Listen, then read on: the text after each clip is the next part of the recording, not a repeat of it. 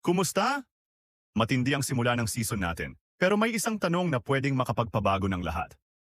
Dapat bang makipag-trade ang Lakers para makuha si Walker Kessler ng Utah Jazz? Ngayong araw, sisilipin natin ang lahat ng detalye. Ang mga usap-usapan, stats, at kung paano makakatulong si Kessler kina LeBron at AD. Ready na ba kayo? Simulan na natin. Narito na ang maiinit na balita. Ayon sa ilang mga report, may interes ang Lakers na makuha si Utah Jazz center Walker Kessler. At kung tanong mo, kailangan pa ba talaga natin ng isa pang big man? Aba, malamang ang sagot ay oo. Si Walker Kessler ay isang batang defensive powerhouse. Sa edad na 23, nakakapagtala na siya ng halos 3 blocks kada laro ngayong season na nagpapakita ng kanyang galing sa rim protection. Sa laki at depensa niya, magandang backup siya o rotation option para kay Anthony Davis, lalo na't kailangan natin ng depth sa frontcourt ng Lakers. Pero tanong, akma nga ba si Kessler sa team natin? Si Kessler ay may taas na 7 talampakan at 1 pulgada at madalas siyang ihambing kay Rudy Gobert dahil sa shot blocking at depensa. Noong nakaraang season, kabilang siya sa top 5 sa blocks per 36 na minuto at kaya niyang lumaban sa ilan sa mga pinakamahuhusay na scorer. Ngayong season, nakapagtatala siya ng halos 70% shooting mula sa field na pwedeng makatulong sa Lakers hindi lang sa depensa kundi pati na rin sa opensa. Ayon kay Jovan Buha mula sa The Athletic, pwedeng gamitin si Kessler sa iba't ibang paraan. Pwedeng sabay silang maglaro ni AD sa two-big setup para sa mas matibay na depensa o kaya'y gawing backup big man si Kessler upang mabigyan ng pahinga si AD habang matibay pa rin ang defense ng Lakers. Pero magkano ang halaga ng isang trade para kay Kessler? Ayon sa ilang source, humihingi ang Utah ng 2 first-round picks bilang kapalit ni Kessler.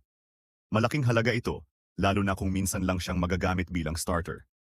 Ang kapalit ay future assets. Pero kung iisipin, maaring si Kessler ay isang player na makakapagbigay ng stability sa depensa ng team sa hinaharap. Kaya tanong, sulit ba ang ganitong kalaking trade? Kung sakaling makuha ng Lakers si Kessler, ano kaya ang magiging hitsura ng laro sa court?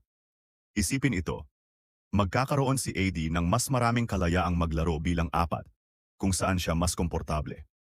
Makakatulong ito na mabawasan ang bigat ng trabaho ni AD at kayang hawakan ni Kessler ang mga primary rim protection duties.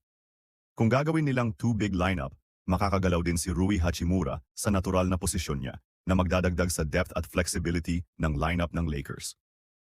At hindi lang depensa ang usapan dito. Ang Lakers ay may mga playmaker tulad nina LeBron, Austin Reeves, at AD. Sa Utah, hindi nabibigyan si Kessler ng ganitong klaseng playmaker na magbibigay sa kanya ng easy shots. Pero sa Lakers, mabibigyan siya ng mas maraming chance sa lob, putbacks, at fast break points na makakapagpalawak sa offensive game niya. Siyempre, may ilan na hindi pabor sa pagkuha kay Kessler.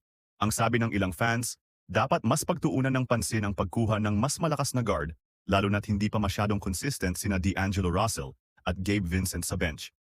Pwedeng gamitin ang trade para mapalakas ang guard o shooter spot kaysa big man. Pero ganito ang kasagutan. Ang skill set ni Kessler ay bihira para sa isang batang center.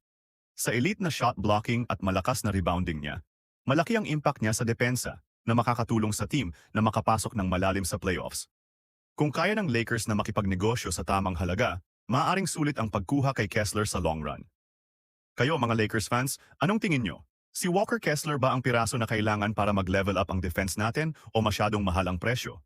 I-comment nyo ang W kung gusto nyo ang trade o N kung pass tayo. At huwag kalimutang mag-subscribe para sa mas marami pang Lakers coverage. Salamat sa panunood!